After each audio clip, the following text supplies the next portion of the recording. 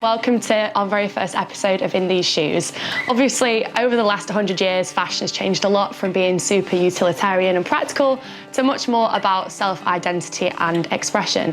So with that in mind, we are going to chat to people across the music industry, including musicians, producers, DJs, to hear about how music influences their work. So with that in mind, I'm very excited to introduce our first ever guest on the show, who is an all-round stylish guy and musician, Hongza.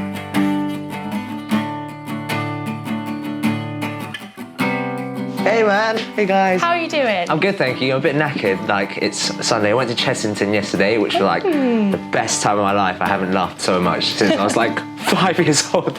Like, being on roller coasters is like just this extraordinary experience where it's like adrenaline pumping for you 24/7. But yeah, good. I feel like as well, like after the pandemic, like everything is so exciting. Yeah. Like I went to Brighton and I was like, the train, the beach. Like it's just so, imagine a roller coaster's like, it was crazy. Yeah, 100%. I love Brighton as well. Like, it's just got such a good music scene over there, and like everyone there is in a band, and like everyone is so like indie and cool, and yeah, I'm so jealous that you went to Brighton, to be honest. I know, I've literally never been before because I'm originally from like up north, and it's a bit of a trek, like all the way down to Brighton. Yeah. So when I moved to London, I was like, I'm gonna have to go because I didn't realise it's like an hour on the train. Yeah, it's busy together. Yeah, I absolutely loved it. Like you say, like even I went when everything was like just the day before everything reopened, and you can just you can get this real sense of like there's such an amazing like community. Everyone was dressed impeccably. Yeah, it seems like a really like cool place. Yeah, definitely, man. I totally agree. Like, I want to go out to like some record store there, and in the summer just do some swimming out in the seaside. It's been such a long time, do you know what I mean? Because like with the pandemic and just being locked indoors, just feel like a little boy now. Everything's back to normal. I know. So I wanted to kick things off by throwing it all the way back to our kind of childhoods and adolescence, because I feel like for me, story time, but I feel like for me, like I remember getting into fashion was kind of through Doc Martens, which we're both like repping at the moment as well. Classic. Not sponsored by Doc Martens. And like when I was at school, I think I had quite a strong sense of fashion sense. Like my parents were quite like alternative when I was like in primary school, and then it got to secondary school, and it was like if you're not wearing Hollister or Jack Wills, you're going to be bullied for 5 years. And I was kind of like, okay, like I'll get some Hollister and I'll get some Jack Wills.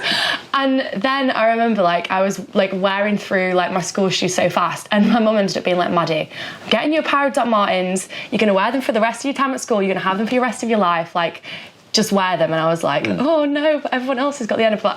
Yeah, I was like a bit nervous, but I put them on, and then I realised like how much I loved them, and from literally that one pair of shoes I started reading into like I guess the subculture around them a little bit more, and music, and then I realised that they really didn't go with the Hollister and Jack Wills I was wearing. So then I was like, okay, let me start like getting some Harrington jackets. I feel like that was like a indie classic back in the day. Yeah, 2015 Tumblr era, yeah, like and yeah, I feel like that was kind of the point where I realised that I was kind of into alternative fashion, and that really like sparked it for me.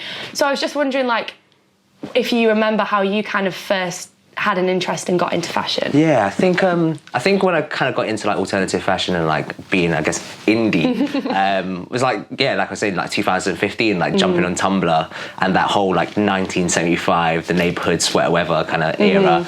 And I just remember like listening to Chocolate, and I was like, oh, this is like kind of cool. Like, I want to dig into this band a bit more, and just diving into like the 1975's music and like the whole black and white aesthetic. And I think at that time it was like Harrington jackets, like low cut Doc Martens. I think it was like still skinny jeans back then. And then I guess as fashion developed and I listened to more bands like Jaws and Peace, my fashion kind of developed a bit more. And I feel like I always kind of lived in this all like smartish kind of world from like skateboarding in general, because skaters always wear like Dickies and Vans and have like tucked in shirts. So yeah, I think that's kind of where it sort of sparks from, to be honest. And did you grow up skating as well then? Yeah, I've been skating since like I think 8 years old, so I've been skating for quite a while now. That's a long time. I'm trying to learn to skate at the moment. I'm just going in a straight line, so you can teach me how to kick flip. Yeah, I'll teach you how to kick flip. We'll do like a couple kick turns on a ramp or something. Nice, love that. So I guess around that time where you were like getting into fashion, getting into music, when did you actually start like songwriting? I actually don't know, you know. I think I started playing guitar like really, really early. My dad got me a guitar when I was like, I think 8, but before that I was always like prancing around the room, like singing Busted and like the theme tune to Drake and Josh. Yeah. And then once I got a guitar, I started learning a bit, and I was like, Dad, we went to Costco. I was like, Dad, can we get an electric guitar, please? I'll play it for the rest of my life. So he got me that, and then he got me a Gibson Les Paul because I loved Guns N' Roses and Slash, and I wanted to be Slash. Got like a top hat, and that's where I kind of started like writing songs. And I think I remember I started singing in public when I was in secondary school, and I purposely started by singing really badly in the classroom around people to like be comfortable singing around people. And then one day at home, I was like filming just a cover video just for my own purposes, and I was like, oh, do you know what? Maybe I can like sing. And then I like did a school assembly and played "Isn't She Lovely," and it just went mad. And from then I was just like making YouTube videos, like songwriting. Like I've still got loads of videos online on YouTube of me like 16, and the songs are awful. Like they're so cringy.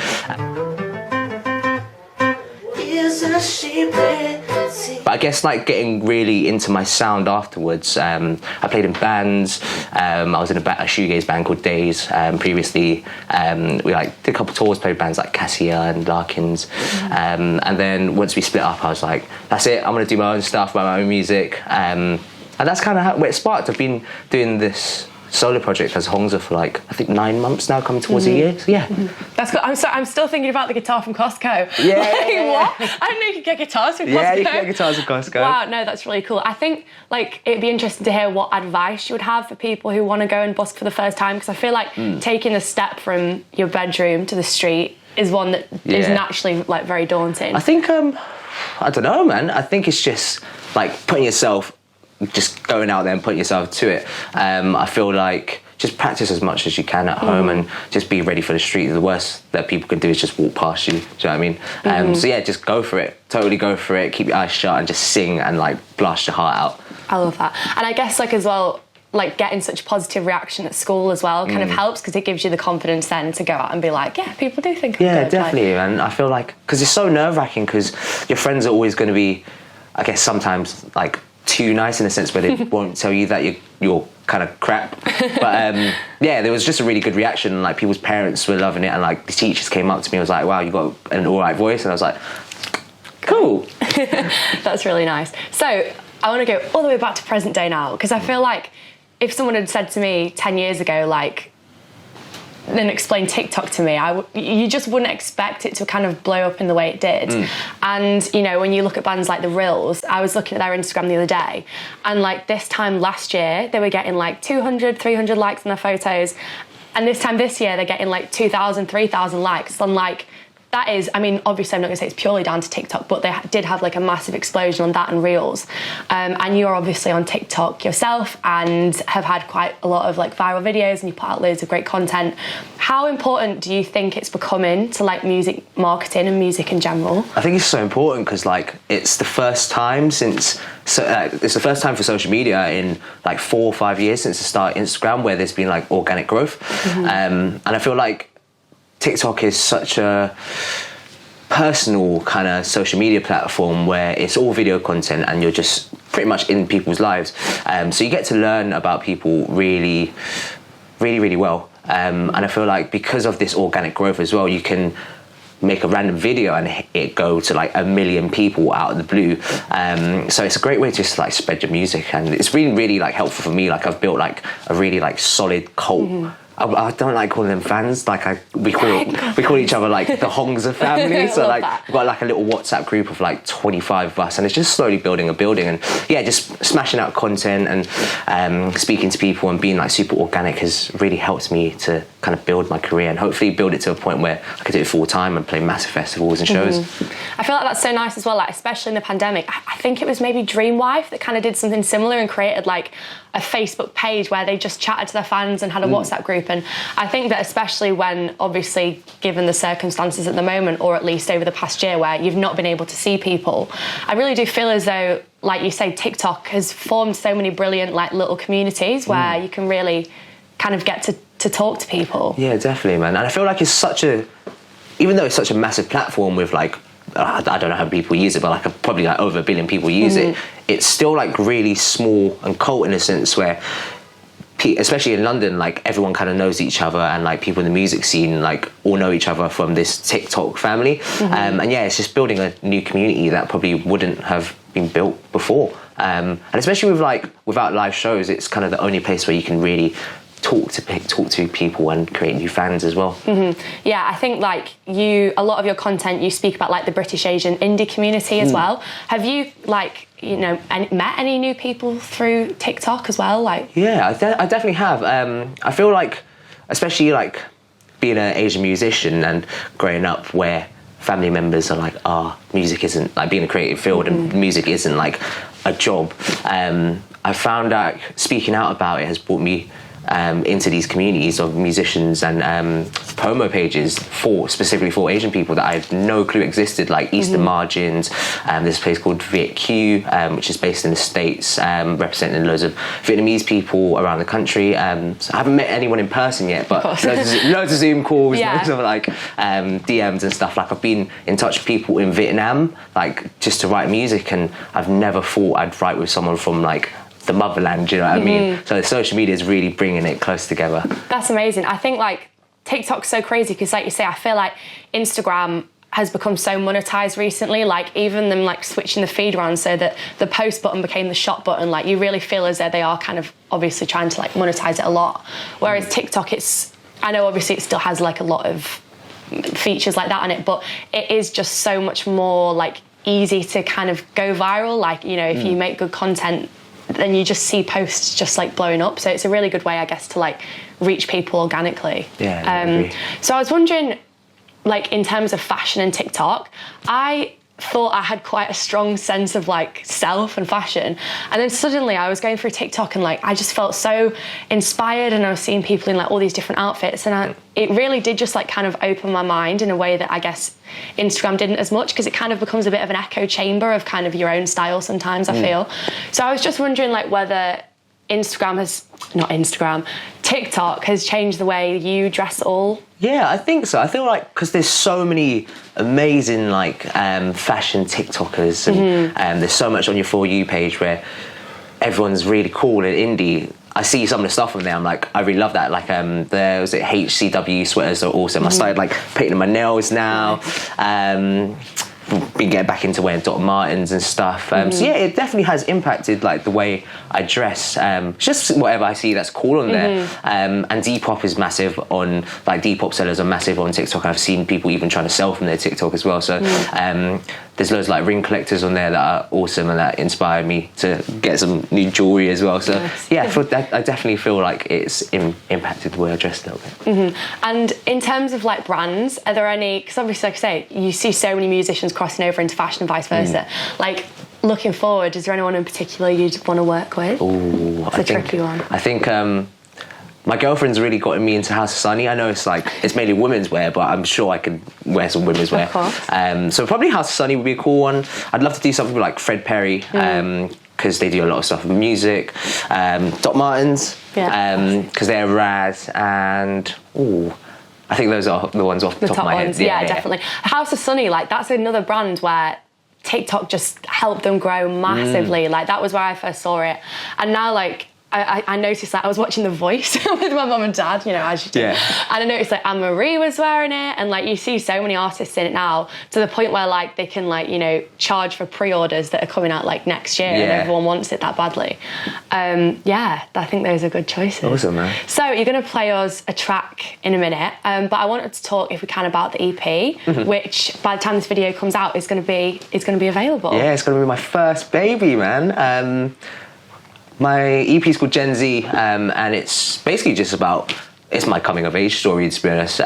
It's written for Gen Zs, and it goes through the topics of like toxic social media, heartbreak and recovering from it, my identity crisis growing up as an Asian man in Britain, and the cycle of online dating, essentially. I guess for people that are into indie rock and like shoegaze and bands like Turnover, 1975, Wolf Alice, this EP was definitely for you to listen to. Amazing. Well, we're really, really looking forward to hearing it. Awesome. And what track are you going to play for us now? I'm going to play Cure Me. Amazing.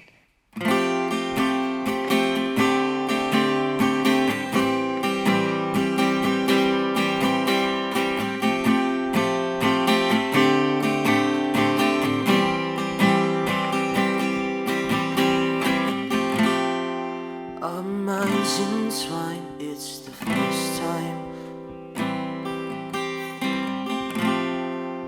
we climb up and up, it will be fine. An existential crisis, a feeling so lifeless, a passion to extract what she reciprocate. The baggage inside coming out tonight. I'll break if we don't ever integrate. You cured me so far, erasing my heart. No, you're thin heart.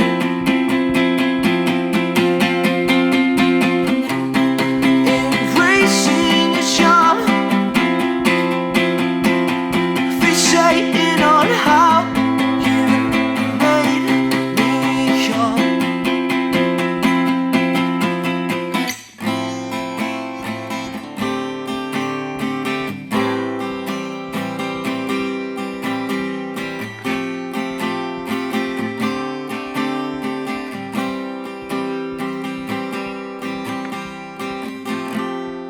distracting eyes, will you be mine?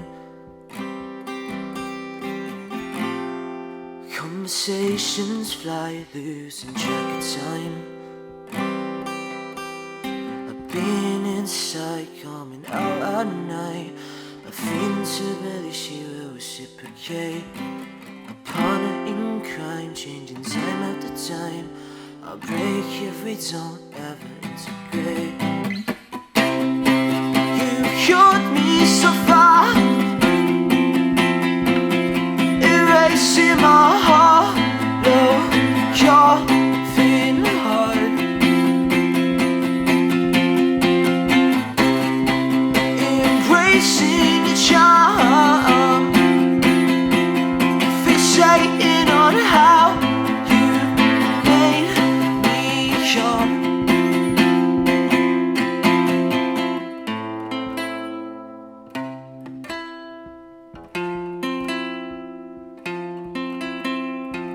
I'm so broken, slowly choking. I'm so broken, slowly choking. I'm so broken, slowly choking. Take me away.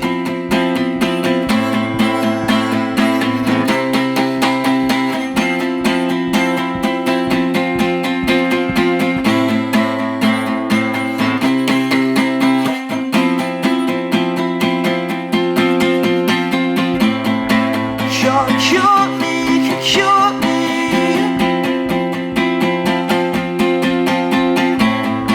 Cure me, cure me.